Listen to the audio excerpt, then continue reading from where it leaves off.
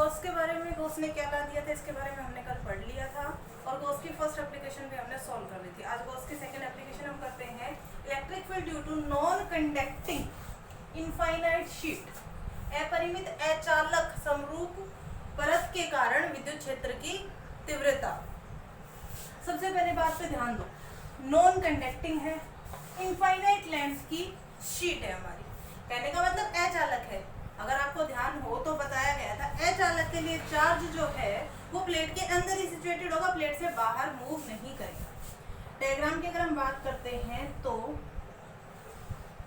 मान लीजिए कि हमारे पास कोई नॉन कंडक्टिंग शीट, चार्ज सारा इसका इंक्लूड कहाँ पे होगा, इनसाइड द शीट।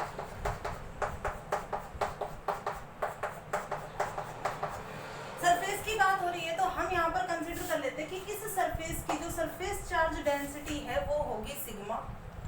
चार्ज हमने इसको प्रोवाइड करवाया है Q। इस शीट के ऊपर हम दो स्मॉल एलिमेंट्स मान लेते हैं। मान लो इसको मैंने नाम दे दिया A1 और इस पॉइंट पे मैंने नाम दे दिया A2।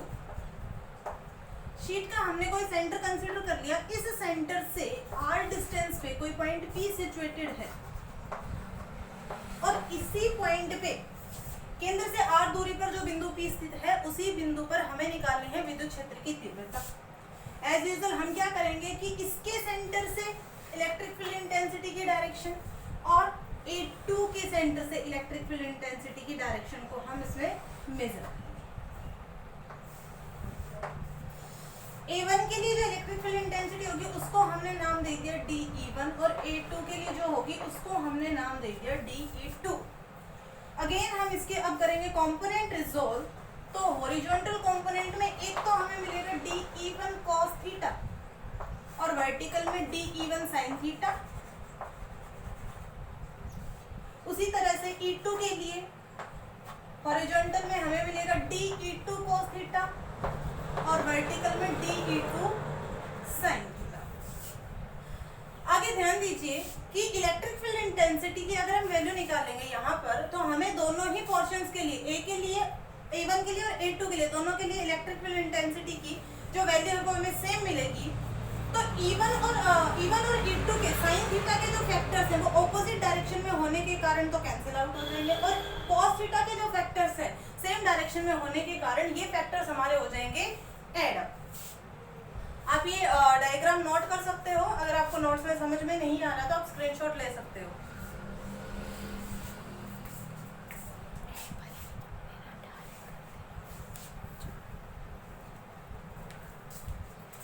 अब हम कंसीडर कर लेते हैं एक गॉसियन सरफेस।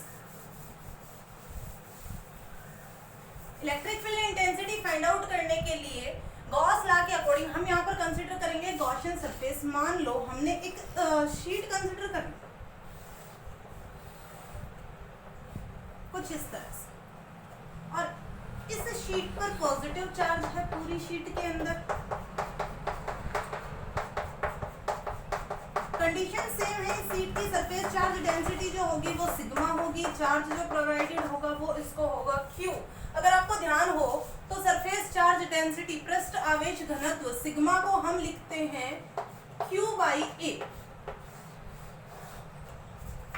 इसके लिए अगर हमें Q की वैल्यू निकालनी पड़े यहाँ से तो हम यहाँ पर कह सकते हैं Q = सिग्मा A।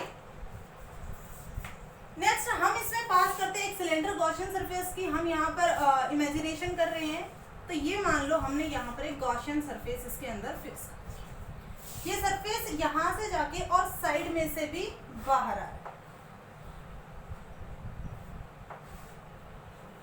जैसे कि मान लो ये गॉसियन सरफेस है और ये शीट है, इस शीट के अंदर से इस तरह से पास हो। सरफेस की अगर हम बात करते हैं अगेन हमारे पास तीन सरफेस बनते हैं, first circular surface, second circular surface और इस सिलेंडर के किसी भी पोजीशन पे थर्ड सरफेस।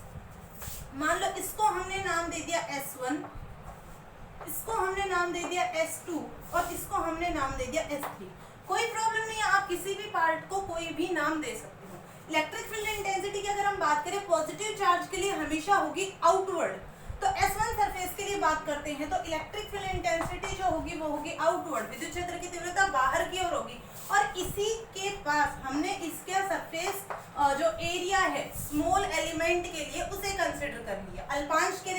क्षेत्रफल हमने उसे मान लिया। इसी तरह से अगर हम S3 सरफेस की बात करें तो आउटवर्ड इंटेंसिटी होगी इस डायरेक्शन में इसकी, और इसी डायरेक्शन में हमें सरफेस मिलेगा, इसको हमने नाम दे दिया डी।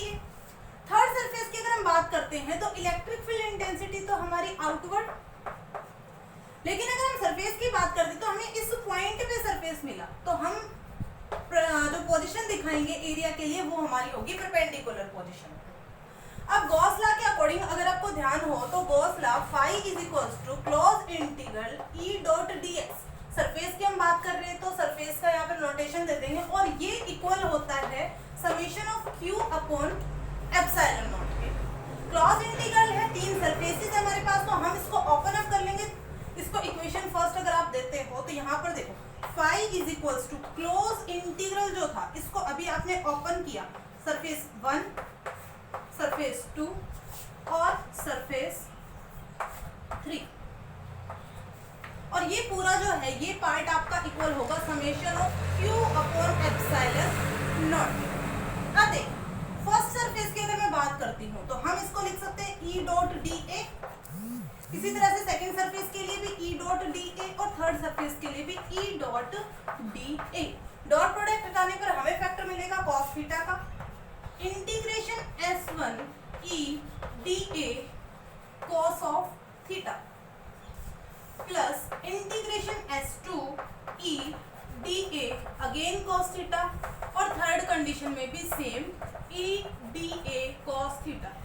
अभी ध्यान दो समेशन Q की जो वैल्यू है, यहां से देखो Q is equals to sigma A place कर सकते हैं, तो यहाँ पर हम इसको लिख देते हैं sigma A upon epsilon not. कल का जो हमने फर्स्ट एप्लीकेशन किया था उसमें हमने सिग्मा की वैल्यू को चेंज नहीं किया, कोई प्रॉब्लम नहीं है, आप आगे ले जाके उसको लीनियर चार्ज डेंसिटी की फॉर्म में चेंज कर सकते हो।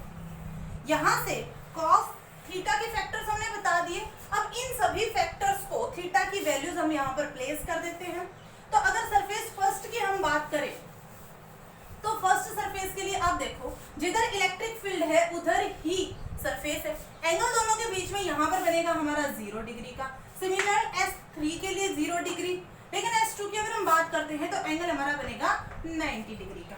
वैल्यूज प्लेस कर दीजिए, S1 के लिए हमारा बन जाएगा ई डी ए cos 0 डिग्री प्लस सेकंड के लिए बन जाएगा ई डी ए cos 90 और प्लस थर्ड के लिए हमारा बन जाएगा ई डी ए cos 0 डिग्री के लिए। राइट हैंड साइड में वैल्यूज है sigma A upon epsilon not. जैसा कि पता है आपको cos 0 जो होता है वो 1 के इक्वल होता है और cos 90 0 के इक्वल, तो सेकंड जो फैक्टर है ये तो हमारा हो जाएगा 0। हमारे पास वैल्यूज बचेंगी फर्स्ट की और थर्ड की। cos 0 की जगह 1 रखने पर हमें मिलेगा खाली ई ए, S1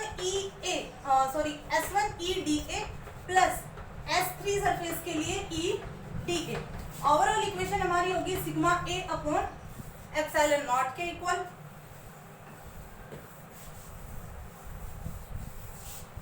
इसके बाद दोनों की वैल्यू सेम है तो हम यहाँ से इसको इक्वल कर सकते हैं, हम इफेक्ट ले सकते हैं twice of E D A is equals to sigma A upon epsilon. Electric field intensity को इंटीग्रेशन से बाहर लीजिए, अंदर बचेगा integration of D A sigma A upon epsilon naught. अब देखिए इंटीग्रेशन ऑफ डी ए का मतलब होल पार्ट का इंटीग्रेशन, कहने का मतलब उस होल एरिया का सरफेस जो कि सरफेस का एरिया, पूरे पृष्ठ का जो क्षेत्रफल होगा वो हमारा होगा ए। काफी जगह पे आपको इस ए की जगह पे एस भी मिलेगा, कोई प्रॉब्लम नहीं है। हमने यहाँ पर कंसीडर किया एरिया को ए से, जहां पर ऐसा वहां पर कंसीडर किया गया एस से। वैल्यू प्लेस करो आप यहाँ पे तो ट्वाइस ऑफ ई और कंप्लीट की जगह हमें मिल जाएगा E is equals to sigma A upon epsilon naught. Both side से ए टू ए कैंसिल और ओवरऑल जो ई की वैल्यू हमें यहाँ से मिलेगी तो ई इज इक्वल्स टू हमारा होगा sigma upon twice of epsilon not.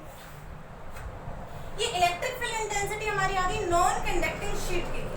अभी आप यहाँ से एक बात देखें कि इलेक्ट्रिक फील्ड इंटेंसिटी जो नॉन कंडक्टिंग शीट के लिए है वो डिस्टेंस पर डिपेंड नहीं कर रही। देखो कहीं पर भी हमें आर का कोई फैक्टर नहीं मिल रहा, अगर डिपेंडेंसी है तो सिर्फ डेंसिटी पर, सरफेस चार्ज डेंसिटी पर। तो अगर आपको रिलेशन में ई और आर के बीच का ग्राफ पूछा जाए तो यहाँ पर एक कांस्टेंट ग्राफ बनेगा।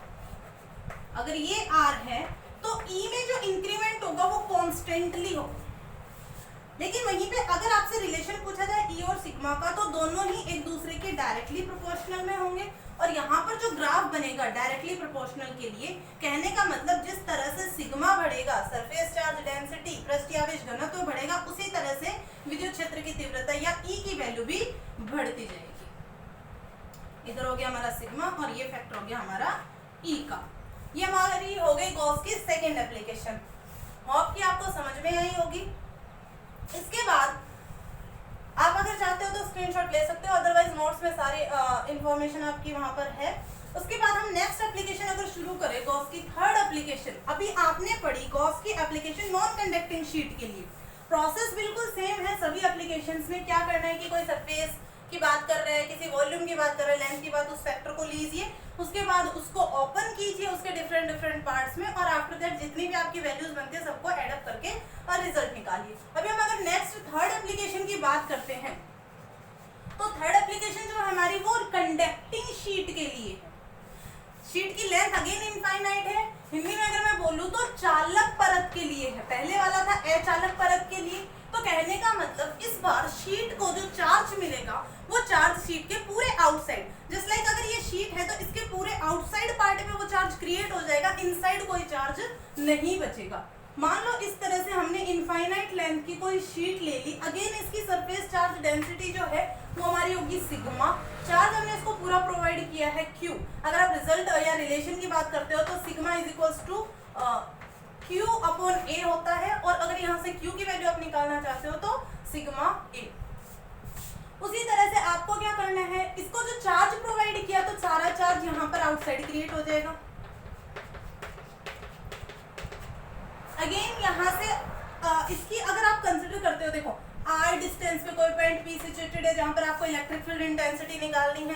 तो यहाँ पर अगर इनसाइड पार्ट की मैं बात करूँ तो कोई चार्ज है नहीं। तो अगर हम इंटेंसिटी की टर्म की बात करें तो E इज इक्वल टू हमारा होता है के क्यू बाई आर स्क्वायर। अब अगर हमारे पास चार्ज है ही नहीं तो सिंपल टर्म्स में यहाँ पर हमारी इलेक्ट्रिक फील्ड इंटेंसिटी हो जाएगी 0। तो हम डायरेक्ट इसमें कंसीडर करते हैं एक गॉसियन सरफेस। उसी तरह से इस बार हमारा गॉसियन सरफेस जो होगा वो देखिए ये इस तरह से, मतलब एक पार्ट आउटसाइड हो गया कर्व और एक पार्ट ये इनसाइड वाला पार्ट कंसीडर किया जाएगा इस पर। मान लो इसको हमने नाम दे दिया S1, तो ये वाला पार्ट हमारा हो गया S2। और एक सरफेस के लिए अगर हम पार्ट कंसीडर करते हैं तो हमने ले लिया ये थर्ड पार्ट S3। फिर अगेन वही प्रोसेस कि आपको इलेक्ट्रिक फील्ड इंटेंसिटी की डायरेक्शंस बतानी है। अगर यहाँ की मैं बात करूँ तो इलेक्ट्रिक फील्ड इंटेंसिटी आउटवर्ड, यहाँ का जो एरिया हमें मिलेगा वो भी आउटवर्ड। अगर हम बात करते हैं सेकेंड सरफेस की तो अंदर जो है वो चार्ज 0 है, तो यहाँ पर हम डायरेक्ट कह सकते हैं कि इलेक्ट्रिक फील्ड इंटेंसिटी जो है वो ओवरऑल इस पार्ट के लिए 0 हो जाएगी। थर्ड की अगर हम बात करते हैं तो इलेक्ट्रिक फील्ड इंटेंसिटी आउटवर्ड और जो एरिया का वेक्टर होगा वो होगा परपेंडिकुलर टू द सरफेस। उसके बाद अगेन अगर गॉस के अकॉर्डिंग हम चले तो phi is equals to close of integral surface के लिए E dot D A is equals to summation of Q upon epsilon naught. अब एक स्टेप थोड़ा सा डायरेक्ट चलते हैं कि इस इंटीग्रल को हम डायरेक्ट खोलते हैं। S1 सरफेस के लिए हमें मिलेगा E D A cos theta. Similarly second के लिए अगर करते हो तो E D A cos theta plus third के लिए भी E D A cos theta, और Q की जगह हम वैल्यू रख सकते हैं सिग्मा A। तो ये हमारा हो जाएगा sigma A upon epsilon not. Next अगर आप कंसीडर करते हो एंगल्स की बात तो फर्स्ट फैक्टर के लिए अगर थीटा में कंसीडर करते हो तो थीटा यहाँ पर दोनों ही सेम डायरेक्शन में होने की वजह से हो जाएगा 0 डिग्री। सो ये हमारा S1 सरफेस हो गया E D A cos of 0 degree plus second surface के लिए अगर हम देखते हैं तो E 0 है तो ओवरऑल हम इस इक्वेशन को डायरेक्ट लिख सकते हैं यहाँ से 0। और थर्ड सरफेस की अगर हम बात करते हैं तो E डी ए और cos का जो फैक्टर होगा परपेंडिकुलर पोजीशन पे है तो एंगल हमारे यहाँ पर हो जाएगा 90 डिग्री का, और this is equals to sigma A upon epsilon naught. आगे cos 0 की वैल्यू 1 और cos 90 की वैल्यू 0, तो यहाँ पर इस वैल्यू ये था हमारा 1 और ये वाला हमारा 0, तो डायरेक्ट अगर हम लिखते हैं तो E of dA is equals to sigma of A upon epsilon naught।